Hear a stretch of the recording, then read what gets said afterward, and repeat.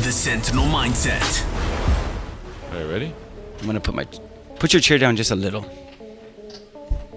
Yeah, that's better. Right.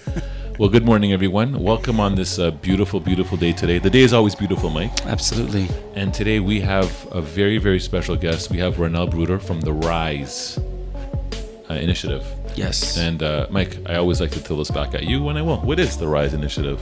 R.I.S.E initiative is an effort that Rhonelle started many years ago, and it's to bring awareness to human trafficking, specifically sex trafficking. What makes this person, Rhonelle is amazing. What makes this whole story so powerful is that she's lived through these experiences herself as a young girl, being homeless. This is an episode that, look, don't grab your popcorn. Right. Okay. It's pretty amazing. It wasn't as heavy as I thought it could be. It would have been. But we did touch on so many things that you need to hear. It's definitely not a problem that is out there and beyond and just in movies like Taken. Yes, okay. That's right. Which I did work with the director of Taken. Throw that in there. But again, that gives us a picture, but it's not the true picture. Rhonelle came in and gave us everything from like how to make sure that young daughters and nieces and sisters are safe. Yes. With social media. Yes. And some best practices like that. So this is something that applies to everybody. It's not just an isolated problem. Right. Any parents out there that have kids, you want to listen to this episode. Any kids that listen to this episode, you want to listen to this episode. Yeah, absolutely. Hi there. You may have heard of something called sex trafficking. I know, it's been in the news a lot lately, and you're probably thinking it could never happen to you or any of your friends. But the truth is, sex trafficking is already happening across Canada. Young Canadian girls and boys, some the same age as you or even younger, and from all different backgrounds and ethnicities, become victims of trafficking. And most of them have no idea it was even happening until it was too late. My name is Rhonelle Bruder, and I'm a sex trafficking survivor and an anti-trafficking advocate. So what is sex trafficking? It's when a person, generally a vulnerable underage youth, is lured, tricked, and manipulated into selling their body for sex to make money for somebody else. So how does it happen? It typically starts with luring, where traffickers will look for vulnerable young people to connect with. And this can happen anywhere, like at school, the mall, or even online. It can be something that seems innocent, like sending a message on social media, like, "Hey, beautiful." If they get a reply, that's the first step in the luring process. They'll try to learn as much as possible about the person and their life. This may not seem like a bad thing, but traffickers will use this information to manipulate the person later on. Next is the grooming. Traffickers will use all the information they gathered to play in the person's emotions and any insecurities they have, like problems with their parents, school, anxiety, or body image issues. Then they may get love bombed, meaning within a really short period of time, the trafficker showers the victim with attention, expensive gifts, trips, even drugs and alcohol to impair their judgment. Next is the manipulation and control. At this point, the victim thinks the trafficker is their boyfriend, girlfriend, or even best friend. But here, they'll really start to push the boundaries and pressure the victim to do things they aren't comfortable with, while slowly isolating them from family and friends. That's what leads to exploitation. This might start with working in a massage parlor or stripping at a club.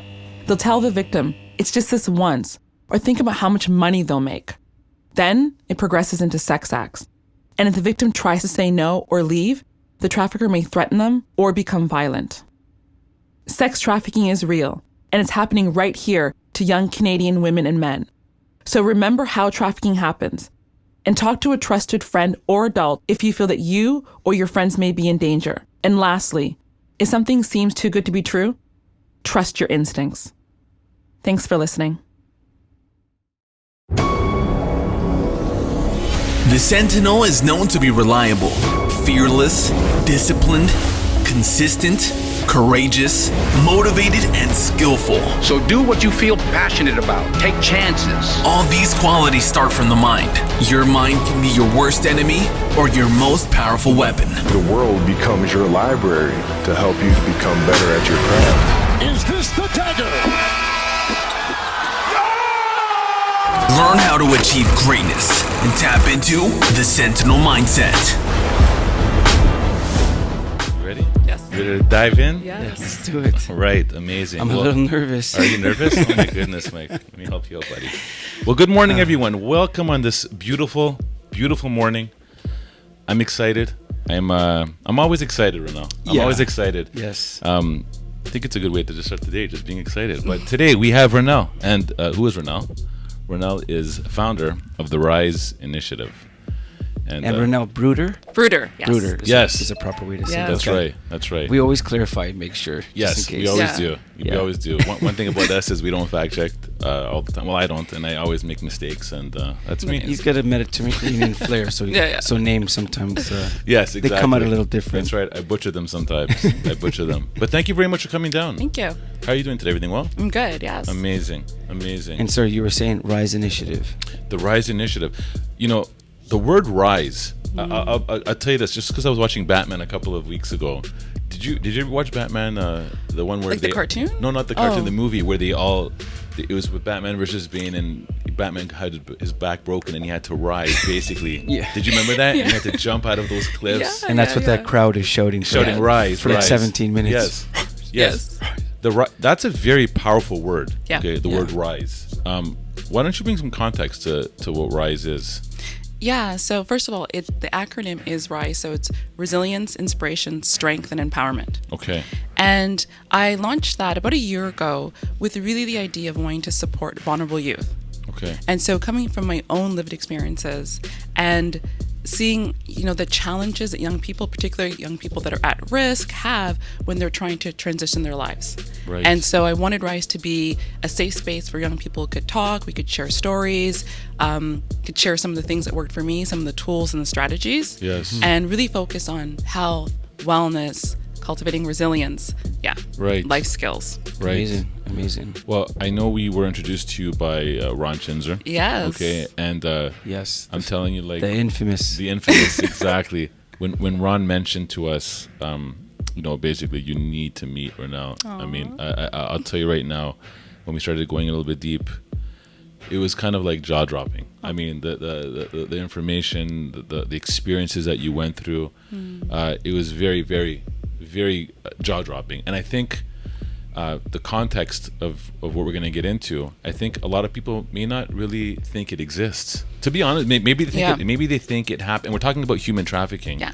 But I'm thinking they think it may happen maybe like somewhere like in Asia, or it could happen somewhere in the deep jungles of Brazil or something. Yeah. I mean, Yeah. I don't think people Which it probably does. right. Yeah. No, and the funny thing is, when Ron was here talking about gangs, there's a lot of naive people that don't think we have gangs. Oh, Mm-hmm. gangs must be the Bloods and the Crips. What's in Los Angeles? That doesn't exist in Toronto. Yeah. Why don't we just dive into a little bit of that? I mean, Yeah. how this kind of like all started?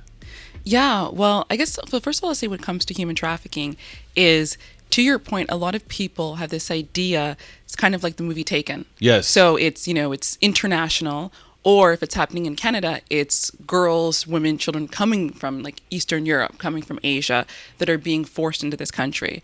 When in reality, human trafficking in Canada, and particularly sex trafficking, is Canadian-born Canadian citizens. Wow. So 90% of victims are Canadian-born Canadian citizens. Okay. Holy Yeah, smokes. that's pretty. Yeah. That's staggering. I wouldn't Wow. think that at all. No. Yeah. No. So that's kind of one of the misconceptions. Okay. And then I think is... So it's not their problem, kind of thing. It's our problem. No, it's Yeah. 100% a local problem. Yes. So with this stat in place, I mean, just because people's minds will be going right now as we're speaking. Yeah. What is human trafficking? Yes. So it is the use of control, coercion, manipulation to force somebody into prostitution, sex acts, stripping, massage, things like that, for profit. And I'm specifically talking about sex trafficking. Yes. Under human trafficking, there is labor trafficking, forced marriage, and domestic servitude. But I focus mostly on sex trafficking. Okay. Wow. I mean, to me, the fact that you just labeled in all those descriptions, I would have not gone there. You know what I mean? To think that. I mean, the whole aspect of human trafficking with your experiences. Yeah. I mean, how did that kind of start? Like, how did it happen? Yeah. So that's kind of like when most people ask us, how does that happen? Yeah. And for me, I was a vulnerable youth. So I had two sort of vulnerabilities. So I had physical vulnerability. I was experiencing homelessness. I'd left home, and I ended up in downtown Toronto. Okay. So kind of going in and out of youth shelters. So I was just struggling to make my sort of basic needs met. Okay. Right. So I had those vulnerabilities, but I also had emotional, psychological vulnerabilities. And those are things that you can't necessarily see. Right. Okay. And I would say that we all have vulnerabilities, like you and I, we all do as adults. But because we're adults, we're able to sort of have that protection up, whereas children don't. Right? Like you're young, you don't know. And so predators are able to come in there and kind of spot those vulnerabilities in young people and then exploit them. Now, how old were you when you left home? I left home at 16. So that's young. Yeah, so I was a teenager. Yeah. And I was dealing with, well, I guess to kind of go back. So I was born in St. Vincent. Okay. And I want to say, I know you guys had a guy in here before that was born in St. Vincent and was adopted and grew up in London. That's right. And I was so surprised because like I've never met anyone else that had that story. Really? Because I was born in St. Vincent, I was adopted, and I grew up in London. Whoa. That's crazy. Yeah, and I was like, there's another one out there. Yeah. But yeah, so growing up in London, when I did, obviously things have changed, but there wasn't a lot of Black people, right? So there wasn't that inclusivity, kind of thing that happens right now. And so I faced a lot of discrimination, a lot of bullying. And so really I always felt isolated, kind of felt like alone, like I didn't fit in.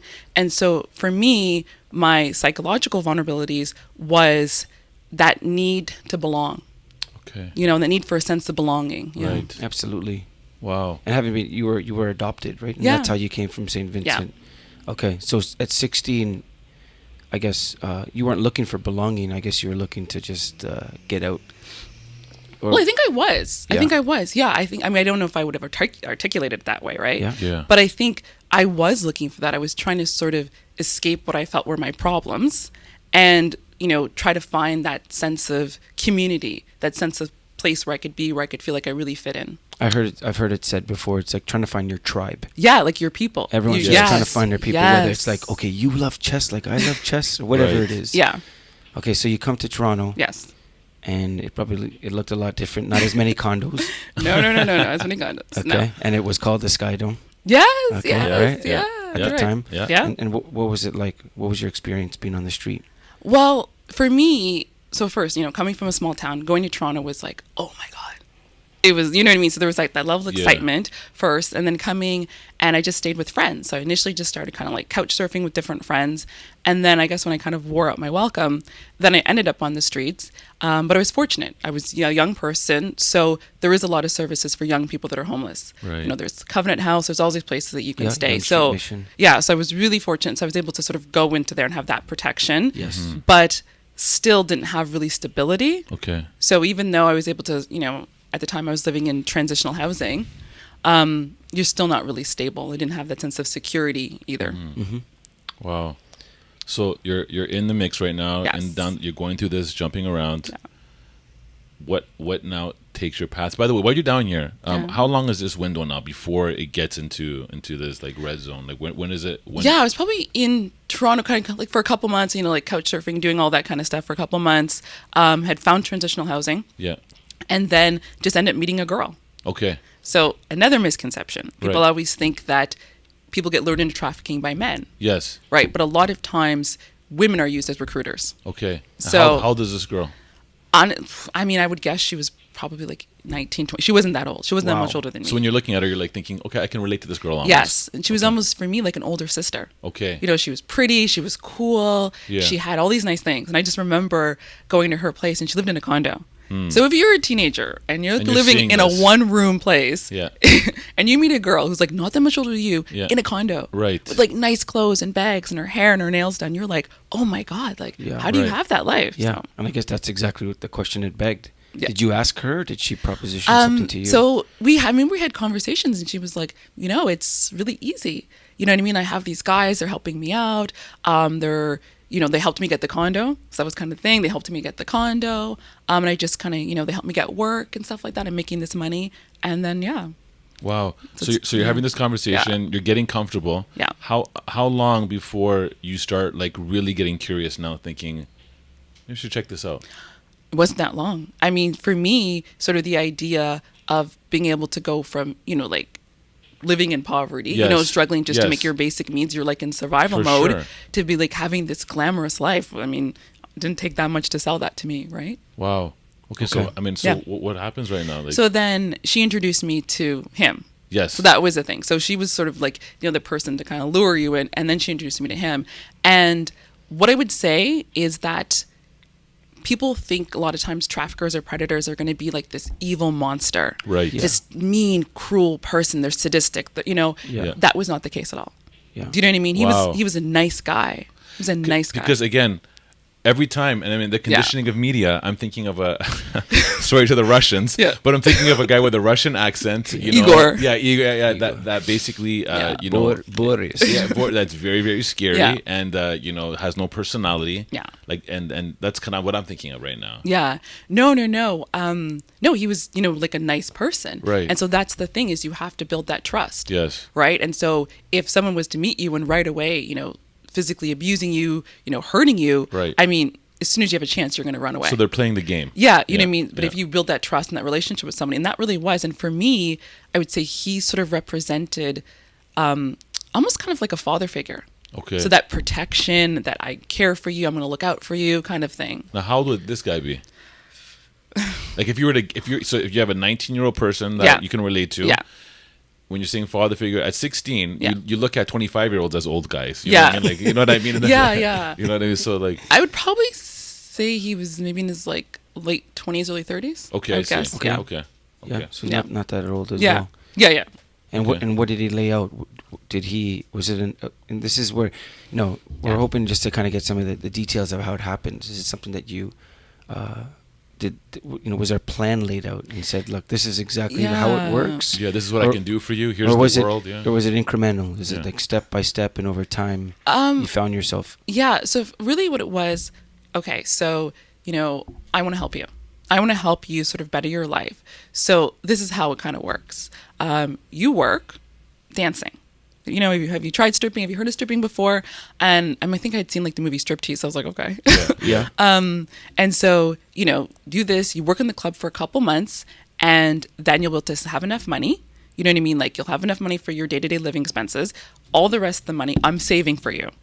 Wow, that's how he positioned it. I'm saving it for you because, I'm a kid. Like, I don't even have like a bank account. Yes. I don't know how you like put a down payment on a condo. Right. Wow. Right. So, but I know. He's Yes. like, I know how to do that stuff. So, I'll take care of everything. I'll help everything. I'll save that money for you. Then once you get that down payment, then you're in a condo. It's that simple. Wow. Wow. Yeah. Okay. Jeez. And again, you're young, you're naive. Yeah. And I think also too, when you're in kind of like that desperate situation, you want to believe. Okay. Yes. So you basically go through with it. Yeah. So I was like, okay, Okay. And how long did you do that for? This down payment stuff, like. So the whole time I was in situation was only for a few months. Okay. And so I guess I would say I was fortunate in that sense that we started working in the strip clubs, and right away, it didn't take long for me to sort of start to see what was going on. Right. So, it's kind of like smoke and mirrors. Like in the beginning, everything looks glamorous and sexy and cool. And then after a while, you start to see, girls getting beat up. Everyone's high all the time. Right. Customers you have to deal with. Guys constantly, you're getting like assaulted. Like it's all of a sudden you're like, no, this is not sort of what I thought it was going to be. Right. So, So now you're in. yeah. And this is the thing. It's not as it seemed, but Yeah. you're saying that from the perspective of being on the inside now. Yeah. So now that you're inside, does it seem like there's hope that you can get out? I mean, you now have a place of your own. Did you end up having a place of your own? Yeah, well, I mean, so I had my like little, transitional housing that I was living in, and I think that, and see, this is where it gets really like complicated, because there is a relationship that is created between the victim and the trafficker. So whether that's like a loving relationship, like boyfriend girlfriend kind of relationship, or a sense of like family, a father figure relationship, and so it's hard to just leave that. I guess there's a level of intimacy. Yeah, still you know what I there. mean? There's Yeah. like a bond that's been developed. And so even though there's Interesting. fear, there's intimidation, those things are happening, the person's not, like, abusers aren't constantly abusing. Okay. Yes. Right? Like, like it's like domestic violence. Like they'll be, abusive, and then they'll come back and like flower you with roses, like shower with Yeah. you roses and things. So it's like that back and forth. So even though they might be hurting you, at the same time, they're also really nice to you. Okay. So, yeah. Yeah, and that's what makes it, I guess, convoluted. You don't really. Yeah. Yeah. And Was so I there- think that's hard. Was there a moment that you saw it clear, or this your whole initiative of R.I.S.E. to help vulnerable youth identify these things in their life and have the strength to get out. Yes. And identify the allies, the lifelines that they can have. I think that's one of the reasons. Yeah. We talk about this. There's a word kind of this year that we've heard is accessibility, and it's not that someone might have all the ability, but they don't have the access to the right, say, tech software or or basketball trainer, or like it can make all the difference. Yeah. So it's amazing what you're doing, that you're creating resources for people to access that have lived through what you lived. When you didn't have this, how did you get out? Because I think that's the most amazing thing about your story is not that what you said earlier, you went through. Yeah. Right. You went through, which means that you got through it. You're on the other side right now. Right. Yeah. What was it for you? Was there a moment that you saw, I guess, the beast in this person? Yeah. So I think that although I was contemplating leaving, you know what I mean? Like, it didn't take long for me to say, like, I didn't want to do this, but then I didn't kind of know what to do. And I also felt like I had this, almost like an obligation to this person because they helped me and they were the only person helping me right now.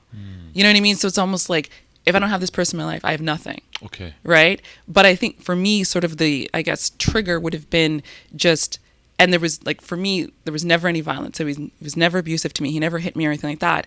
But I witnessed him physically assaulting another woman.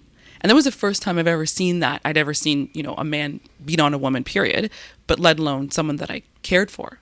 And I think you knew the woman. Yeah, I knew her. Yeah, she was a young girl. And so I think for me that was the trigger point where it was like, this is serious. Do you know what I mean? If he can do this to her, at some point inevitably he's going to do this to me. Yes. Wow. Yeah. Okay. And then what happened from there? So you have this moment, you see it clear. I want to kind of just I think it's important to describe this gentleman or gentlemen like this that that take part in this. Is this someone that would just be at Indigo reading a book? Okay, get in a Starbucks. Is it someone, you know what I mean? And like where would you meet these kind of people? And just to get an idea, because media paints and casts and puts up there very cliche. Very cliche. Yes. Okay. Very cliche. And we look at it and be like, and that makes it very easy for the common person to say, like, that's their problem. Yeah. I don't know those people. I don't associate with those people. But would it surprise Canadians, Torontonians, that like, oh, it actually could be this person, without even knowing?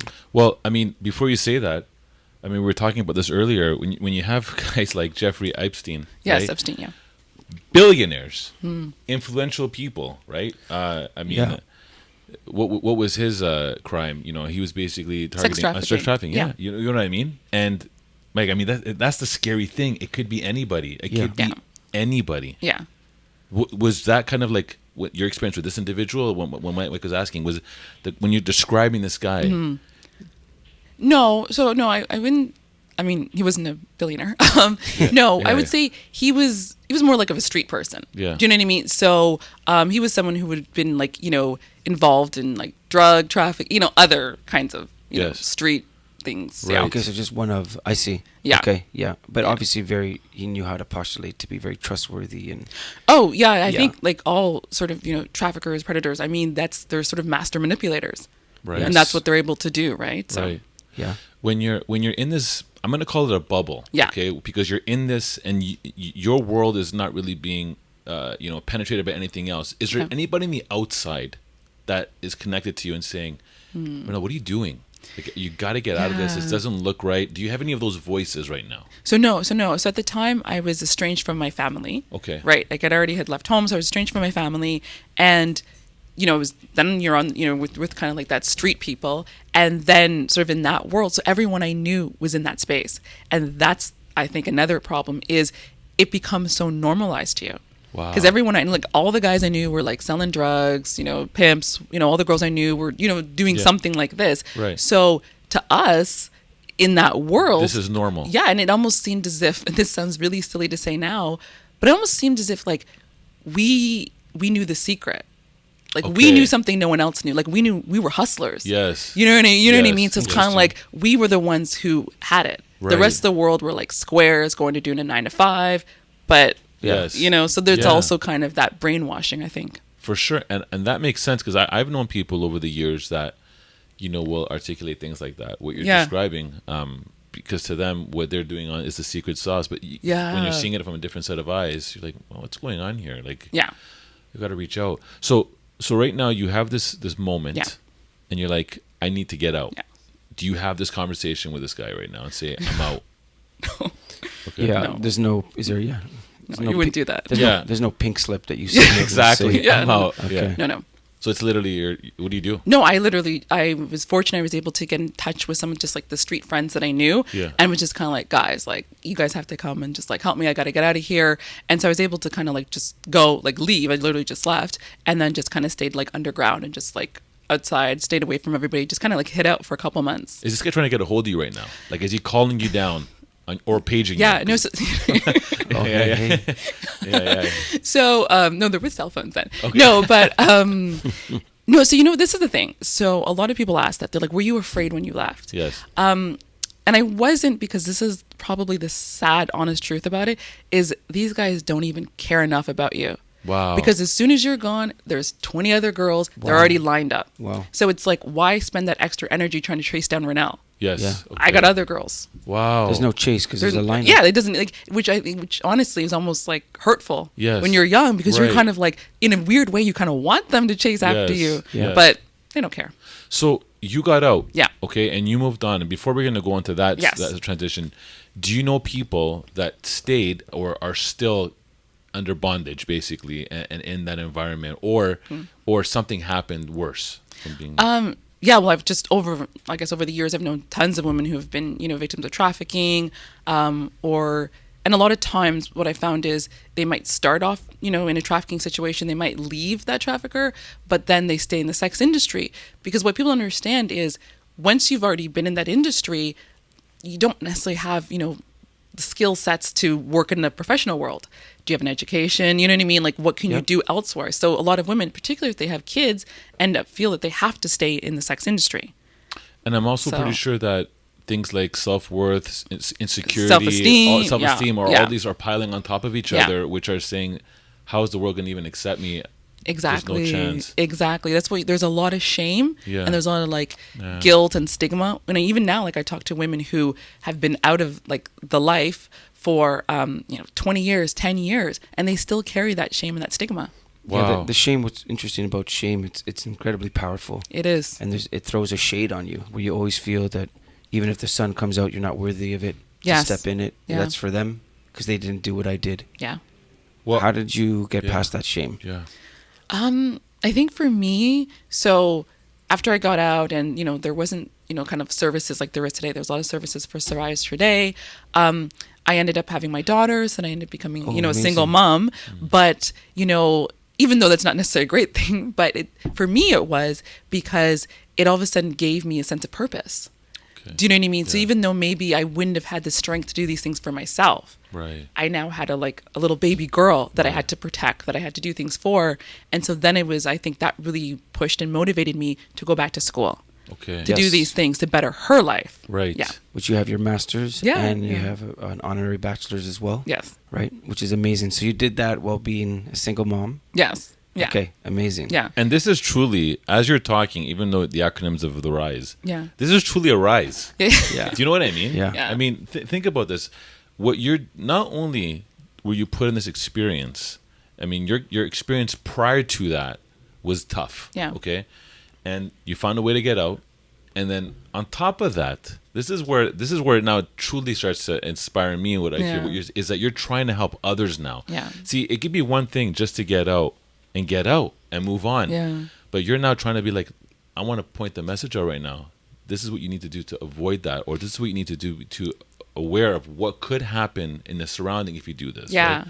That's amazing. Yes. That's amazing. And that honestly to me is immense. Oh. You're doing something major, and I'm really, really proud of what you're doing. Thank you. That's amazing. Thank you. Can you speak to that? Why? Yeah. Why? Okay. Why put your time into this? Because just to escape that lifestyle yourself, to start your family and to move forward. That's a lot in and of itself. Yeah. Why go back? Why talk looking and help people look back to your experiences? Most people, they don't like people are very private at the core. Right. They don't, even this Yeah. whole conversation, it takes great bravery and courage to just 100%. Yeah. to constantly say like, I will be the face of this. Yeah. In some regard. How come? Why do you do it? Well, so what happened, I mean, I initially, I went back to school, I did all these things, I was like working, raising my daughter, just, living sort of a regular life. And I had no intention of ever sort of sharing my story and doing this work. But I started to do volunteer. So I started volunteering, I was volunteering with young people. And they'd be having these conversations, and they'd always say to me, like, Miss, you don't understand. You don't get it. Like, you don't know what we've been through. And I was like, no. Oh, I know, know? Yeah. And then when I started to share my story, they're like, what? Like, they would always be so surprised. They're like, you, this, that, I can't believe it. And I think for me, that was like, there's really power in sharing the story. Because not only for other people who are still in the midst of it or trying to figure out their way, it's like, wow, like, if she can do it, I can do it too. Sometimes you need to see someone else kind of go through that pathway to believe it's possible. And so that to me was why I want to share the story. And also I felt that all the things that I had learned through the way, and I mean, like, even before I went to school, just, different life skills, things I picked up that helped me, I wanted to share with them to, sort of help them in their journey. Yeah, that's amazing. The power of belief, just to see that someone else could do it. There's a great story on that. Jesse Owens, the famous track runner. Yeah. So I forget, it was the 40s or 50s. They actually believed no one can run a mile under 5 minutes. It was doctors of that day said that your heart would burst before you could actually run under 5 minutes. Guess what happens? Jesse Owens does it. He accomplishes it. It changes the whole world. No one's ever done it before. Within a year, something like 20 to 30 other runners actually accomplish it. So the only thing that changed is that one person was able to do it. Yes. So all of a sudden, now in high school, there's thousands and thousands of students in high schools that can run the mile. Okay, so that's just the power of seeing someone else has got through. Yeah. Okay, that's amazing. So look, so you're hearing this. They're asking. That's what's it's cool. They're asking the questions. Yeah. At some point, do you think, like, what happened? Were you, where were you? How was it for you to decide? Okay, instead of this just being every now and then when they ask, I'm actually going to go out and now speak. Yeah. So I think that was sort of like, I guess, sort of the starting point. And then I was like, you know what, I want to create something. I want to do something, sort of something of my own, I think, that has sort of my unique kind of stamp on it. And I just love R.I.S.E. Like I'm like, the rise, like the phoenix rises from the ashes kind of, thing. So I just love that concept. And R.I.S E, so again, like resilience, inspiration, strength, and empowerment. And I was like, this is really what I want to speak to the young people. So yeah, let me create something. Let me launch this initiative.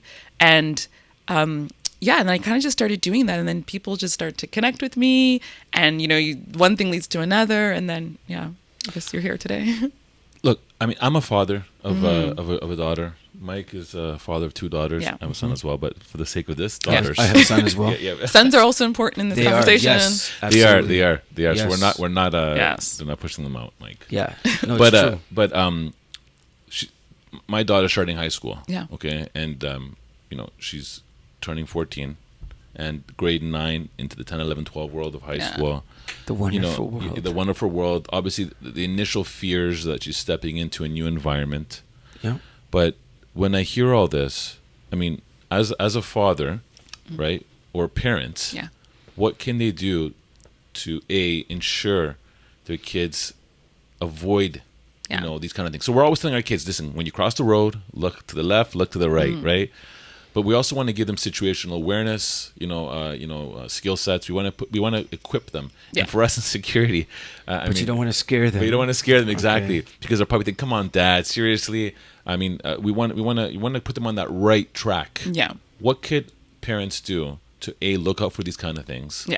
And two, just equip them with the right skill sets to Yeah. So I think, first of all, it's having those relationships with your children. So you're able to have these uncomfortable conversations. Yes. Whether you're, talking about sex, for one, right? I know a lot of parents are uncomfortable talking about sex with their children, but it's an important conversation to have. Sure.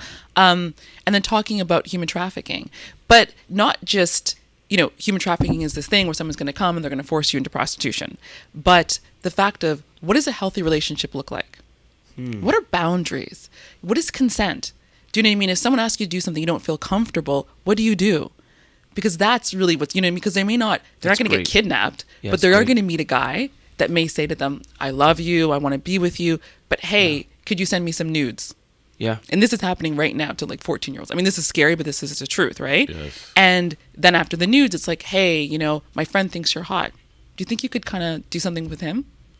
And you know what I mean? And this is how it progresses. Proposition. Bit by bit. So I think building that sort of self-esteem and that self-worth in young people, and also educating them, boys and girls. Yes. What does a healthy relationship look like? Those kinds of things I think are important.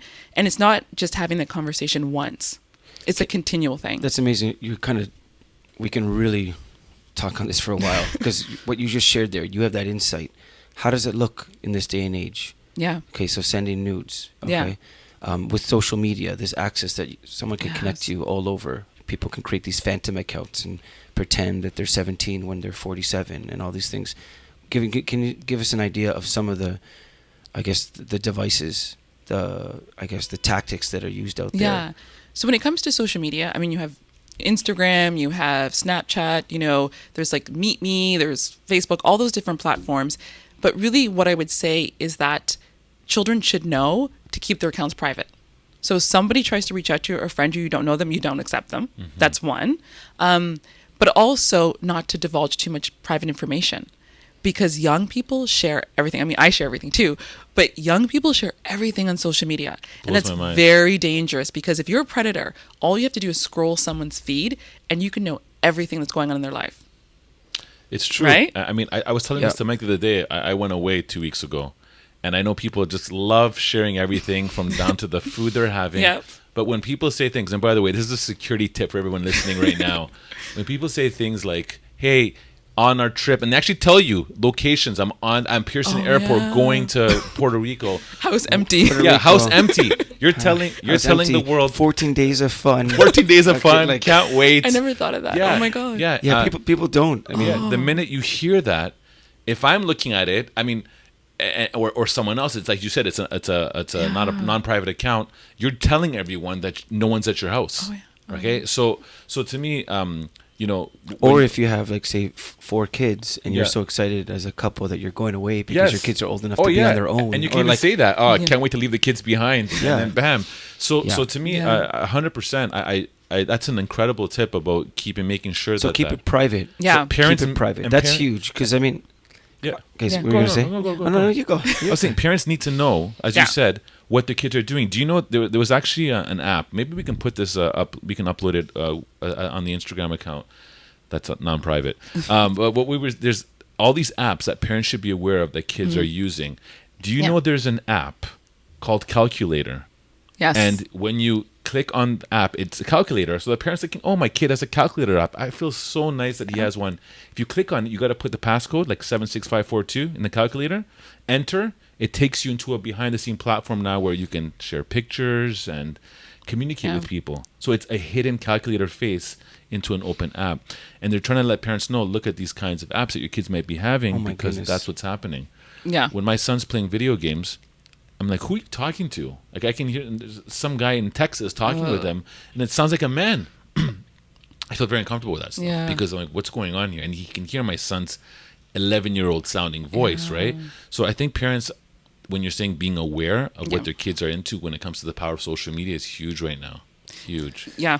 Okay, so that alone, I mean, it blows my mind when you see like this, someone's 6-year-old has their own Instagram account.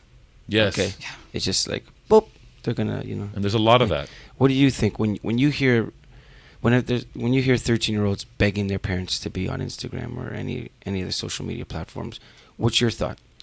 So I'm not necessarily against, social media use. I just think that as a parent, you have to monitor it. You know what I mean? So you should know, children's passwords. You should be able to access to these accounts and see what's going on. But I think, foundation is key. Do you know, like we have to send our kids out into the world. I have a teenage daughter. You know what I mean? So we have to, as parents, equip them with the skills and the knowledge, because we can't always be there. Yes. Right? But if we build young people that are resilient, that have self-worth and self-love and self-respect, at least when we go out there, we know that, you know, you can like, hope that like they're not going to be able to be penetrated by this. Yeah. Because remember, predators, traffickers, they're looking for vulnerable children. Yes. They're not going to get every child, right? Why? Because they know that there's certain children that are specifically vulnerable. Yeah. And those are the ones that they're going after. And not everyone's going to have physical vulnerabilities like Yes. being homeless. Yeah. Okay, But those they- emotional, but the emotional, self-esteem. Yeah. and psychological, as you're saying. Yeah. These inroads into it. I think when you I mean, even that alone is gold. Talk to your kids about what consent means. Yeah. Okay. Right. I heard this 2 weeks ago, and it said one of the healthiest ways to foster, I guess, you know, a resiliency in your kids. I think that was kind of the word, was just to talk with them. Okay, so get this. Yeah. Newsflash. Groundbreaking. Literally, but it's so Talking with your kids equips them to process the world Yeah. and the ups and downs. Okay, and how many? I mean, all of us fall victim to it, where life is fast and it's quick, and we look for amusement through entertainment, and we sit alongside our own loved ones on a couch, but we don't look them in the eye or talk, or dinner is literally just quick because we got to get, because soccer is starting in 30 minutes, quick. Okay, Yeah. but you don't know that your daughter could have been going through something that day, and she just wants to talk about it. And that is the trade-off. I think in order for us to be even aware of what's going on with our kids, that we have to be looking or have our ear open to it. and, be and- engaged. And to Yeah. that to that point, Mike, and because my wife actually called me out on this the other day. I was home. I was on the phone. Then I left. Came back. I'm still on the phone, and I know my daughter wanted to say something to me. And she says afterwards, like, she goes, "You know what? Just remember, if they can't talk with you because you're not available, they'll find somebody to talk to." Yeah. Yeah. Ooh. You know what I mean? Yeah, That's a exactly. mov- that's a movie yeah, line. Yeah, Yes. yeah. So to me, when she said that, I just threw the phone on the table. I'm like, Right away. but it's very, very powerful. Like just kind of what we're hearing today. Yeah. The simple thing of just being available Yeah. to have that conversation. Because what's the alternate? Yeah. The alternate, you can't be everywhere. So I guess are you going to buy a helicopter? Right, Let's exactly. be helicopter Yeah, parents. exactly. That's the alternate, Yeah. right? Yeah, You're on yeah. top of them for everything. Right. Okay, that's amazing. Yeah. Just some of those, they're just the littlest things to help them have the eyes and the ears to process something. Yeah. To feel like, okay, I did not trust that scenario. I got in that car, I didn't feel safe. Yeah. They wouldn't tell me where we're going. When I said that I was uncomfortable with it, they laughed at me. They ridiculed me. Okay, so are these really your friends? Things like, Yeah. I mean, one of the greatest things I think anyone could have is just to think, right? Just the ability to think and not just go with the flow, because, that happens to anyone in any scenario. Yeah. They're void of their own thinking, or they're afraid that my thinking is in contrast to what everyone else is doing. Okay, that's not a juvenile thing. It's a That's true. people thing. That's a people thing. Yeah. Yeah. Doesn't matter how Yeah. old whether it's like people in Wall Street doing corruption at the highest level, white collar crime. It's like, well, everyone was kind of doing it at the senior executive level. Okay. Yeah. So let me ask you. So, what are some other ways that human trafficking looks? And Yeah. what just to get an idea. Okay, so a couple things I would say for parents or anyone sort of who's interacting with young people is it's important to sort of know the signs. And this is why education and awareness is so important. So for young people, if you start to see changes, this is why, like you said, be engaged in your kid's life.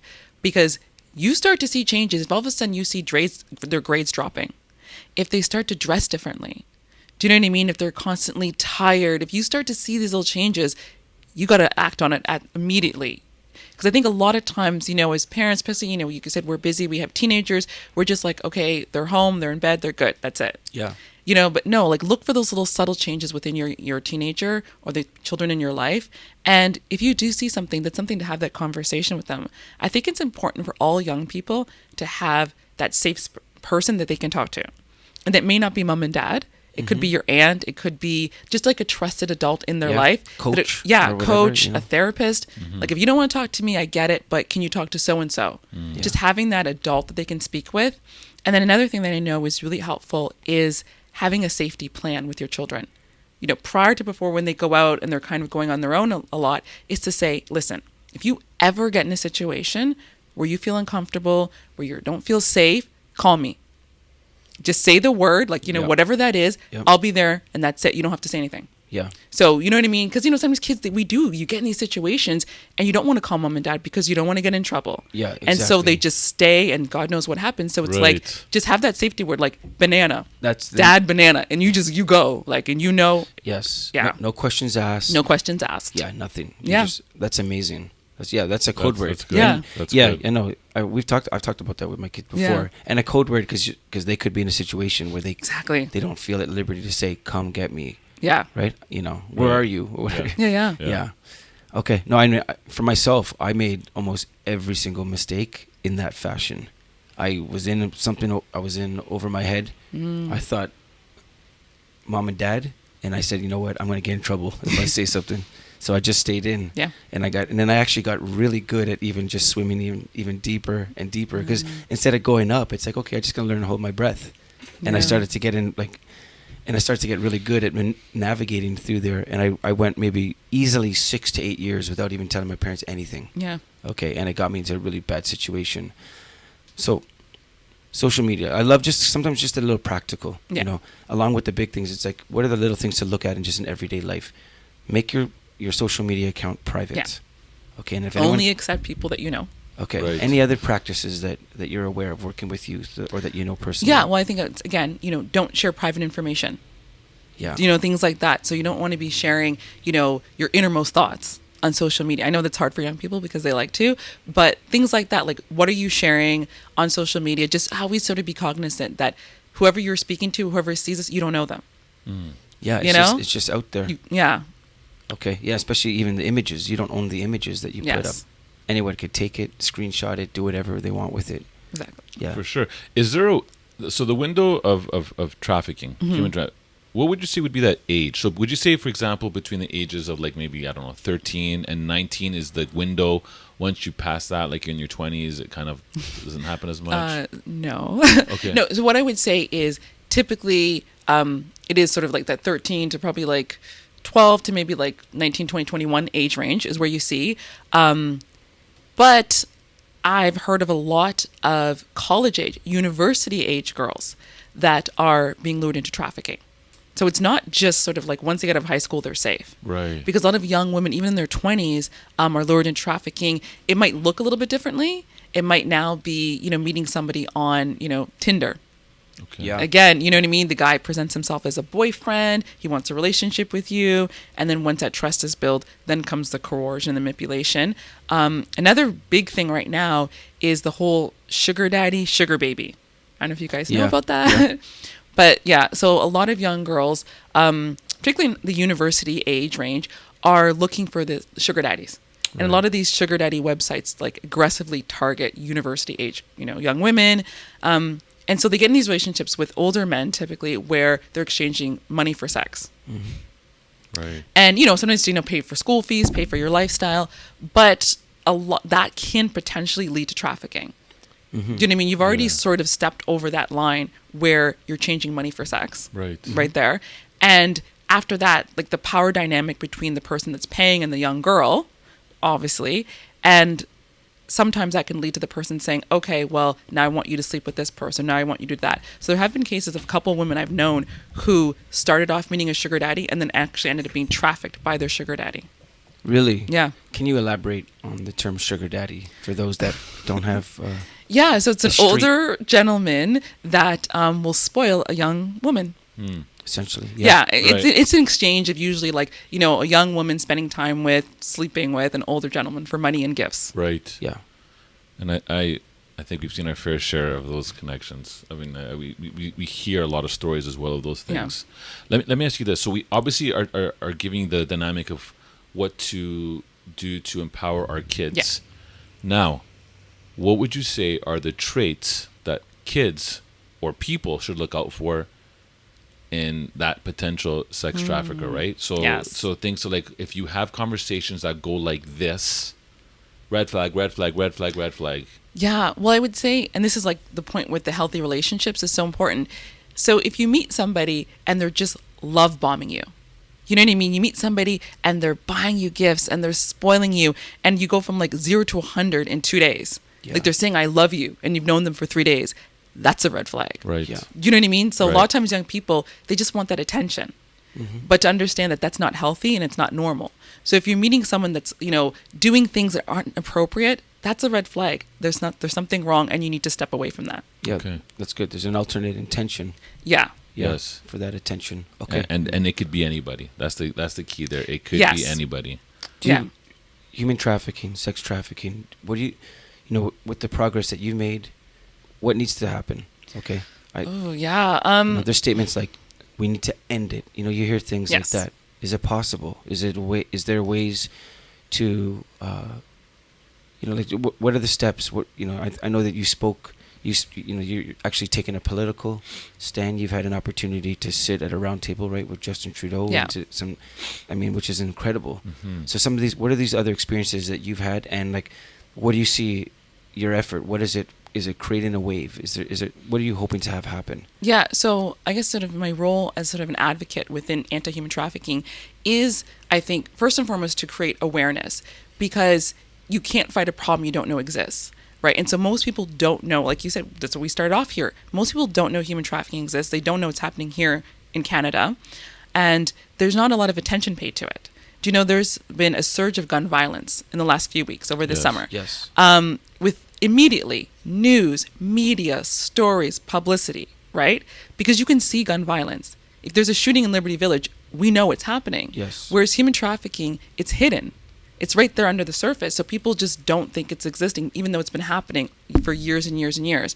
So I think just getting that just general awareness to the public that this is happening, people need to know about it.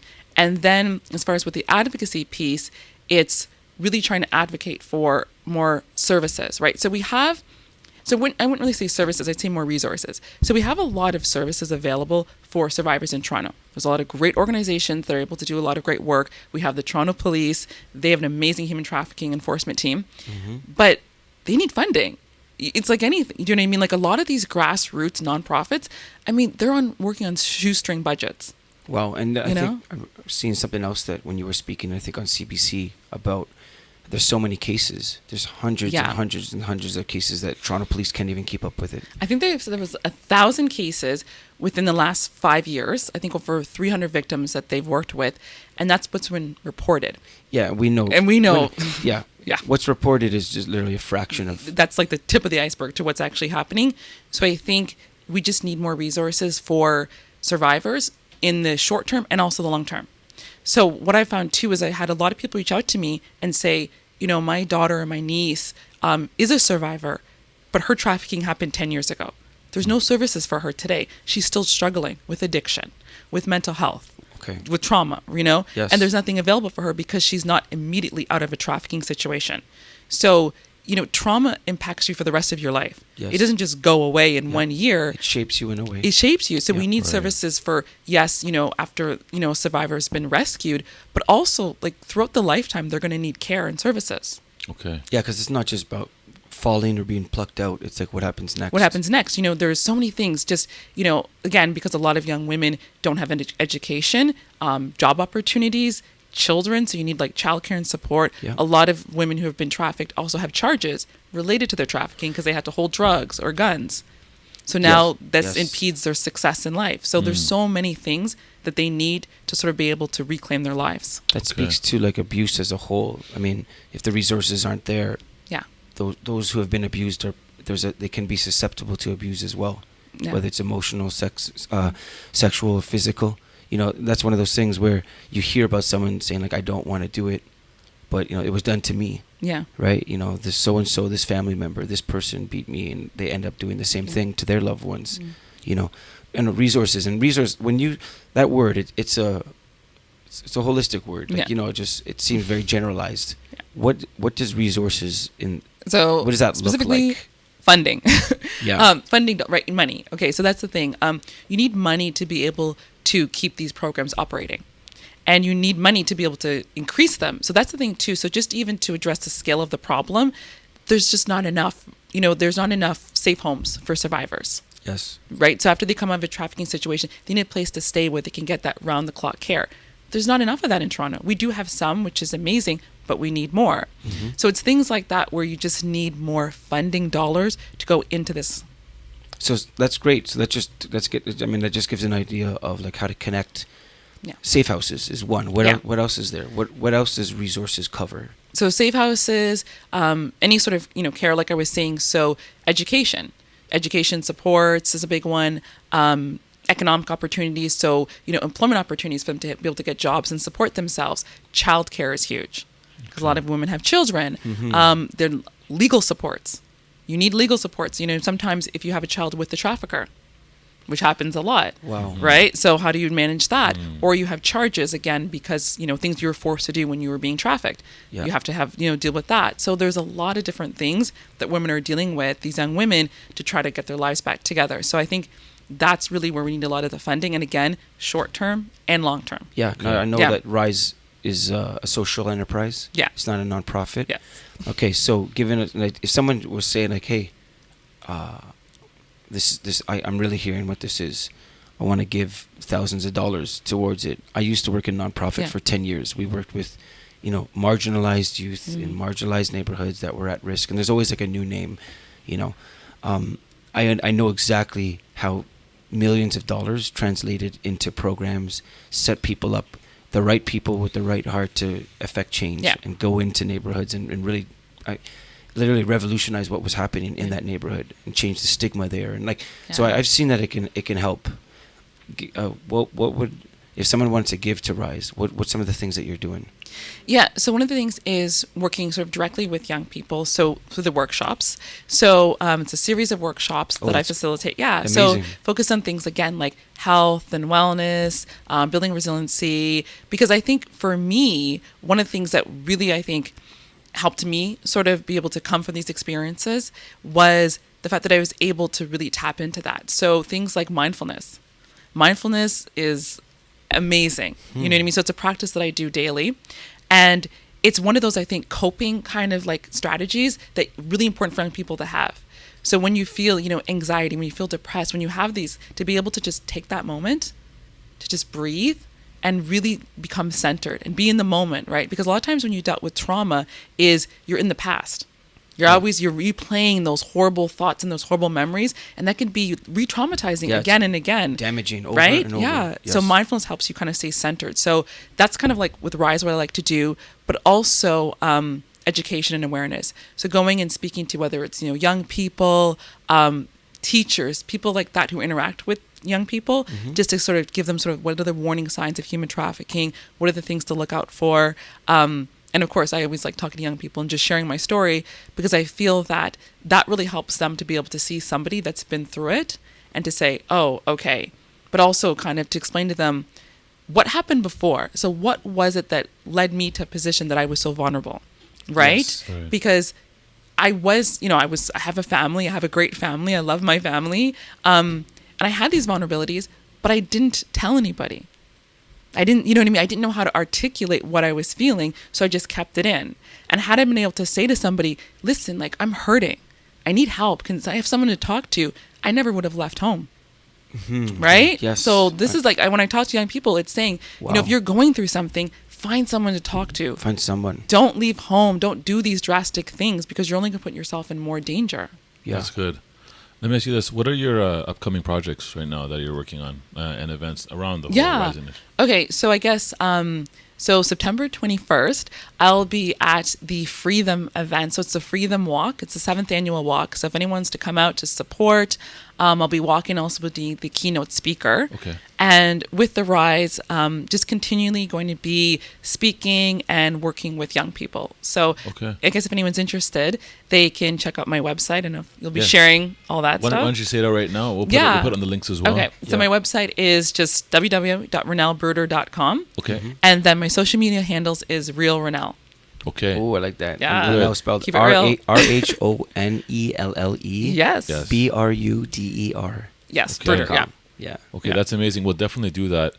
Rhonelle, I want to really thank you for coming down here. I mean, what you've shared today, obviously, to me, takes a lot of courage. I mean, and it's also a message that I think someone will be listening to or someone can listen to.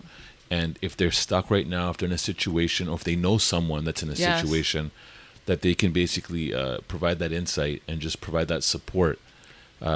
I want to ask you on that. Yeah. Have you had a chance to go into any high schools? So not yet. So I'm actually working on that. Yeah. Because that's definitely something I'd want to do, is like to go into high schools. A workshop means that, they come to you. Yeah. Yes. Right? I'm just curious if you were able to go. I mean, would thinking from the high school's perspective, have they been receptive to it at all? Do you know? Have you had any? So I haven't sort of engaged yet. Yeah. So most of the stuff I did with the R.I.S.E has been with organizations that already have sort of, a place. Yeah. And then I would just go in and sort of facilitate the workshops. Yes. But yeah, no, definitely. So speaking to young people is sort of the direction, because to me, I feel like it's that prevention work. And that's really where the gap is. So I really want to be able to really talk with young people, high school, but also elementary. Yes. Because by the time someone's in high school, Might be it too late. might be You're too right. late. Yeah. You're right. So And That's I think good, man. this is the thing of labels. I mean, I've for myself, I love to escape them. yes. Okay. Someone throws it on you. I know who you are Yeah. based on how you look, how you talk, or whatever. So look, your life is so much more than being someone who's come through sex trafficking. Yes. Okay. So, I would say this: if you were to approach a high school, when you talk about R.I.S E, that is a universal theme. That element of that, you have obviously personal experience that you can pull from, and you can let people know when they say, "Oh, you don't understand, miss. You don't understand what we're going through." To me, the appeal to high school is, if the administrators, like the faculty, the principals of each school, if they had an idea of your background, and you said, "Look, let me speak to the girls in your school." Okay, and start from there and possibly open it up. We have a really good friend. He goes all over the world and speaks, and he spoke on bullying. And one thing that he did is he actually, during National Bullying Awareness Week, this is how he started. He contacted all these school boards and said, for this week, which is a week in November, I will take assemblies for free. And he said, for the next day, you have 24 hours to book me.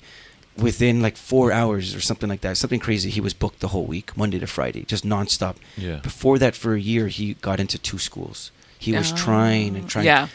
Okay. And I say that, but his message was, he himself was a barrier to his message getting out. And when he just opened it up and said, look, you need to hear this, he has never marketed, he's never spent $1 on doing anything to try to elicit or solicit him being booked for a school. From that 1 week, he said, and that was 10 years ago, that everything has literally grown from that 1 week. There was someone in a school board who was in charge of 14 schools who almost grabbed him after and said, I have to get you in every school. And immediately that afternoon made phone calls and booked him in 14 other schools. Okay, and it just started and started. Now he's speaking on mental health. Not mental illness, about mental health, about, and that it involves mental illness, but also that there's a mental health that we don't ignore, and he said those exact words, you don't see it. Yeah. So no one really knows what's really going on with that kid in your class, okay? And he's really great at that. He uses everything from music and his personality, but he actually shares some really difficult things with kids, personal stories as well as things in the news. You definitely embody that. You have that. Yeah. Oh, thank you. Yeah, you have that relatability. You can speak kind of in any circle. So I just want to encourage you that be bold, go in there, and think about from the school's perspective. They may not be really open to having your full story shared. Yes, I know. Right, and I know you're obviously aware of that, but there's something that you could speak to that is definitely an issue. Things like consent. Let me talk to your girls about what consent means. Right. That is massive. That is massive. Okay, like that word alone and what the power of understanding, what that really should look like to a girl aged 10 to 20, that could change their life. That 100% can change your life, and that's where for our friend, his name's Anthony. His word was bullying. That was the buzzword that, I think if you were to find a word that kind of encapsulated, or at least was a beginning step for you, that you could break, kids need to hear what you've gone through, your perspective on life. And it's not just those years or that year when you were 16. There's so much more beyond that. Yeah. So I just want to encourage you to do that. Yeah. No, that's really good advice, because I think that just sort of the language in itself, like human trafficking, Yes. is taboo. Yes. So that's Yes. sometimes where you hit sort of a lot of the barriers because people are like, Yeah. we don't want to talk about this. So maybe you're right, reframing it about consent, about boundaries, relationships. That might be, Yeah. better. And if you need some resources and connections, please reach out. I mean, we're Okay. 100% like willing to, help with this cause. We'll keep in touch with Yeah. everything that you're doing. If there's anything that we can do, we're always, if we can do something, we will. To help, open the Exactly. door. Amazing. Okay. Thanks. Amazing. Well, no, thank you so much. All right. Thank you. And looking forward to what the world has to bring. Amazing. Yeah. Thank you so much. Thank you. Have a Thanks great for one. coming. Yeah. Take care. This podcast is brought to you by Executive Protection Lifestyle Canada. Make sure to drop by next week and don't forget to subscribe.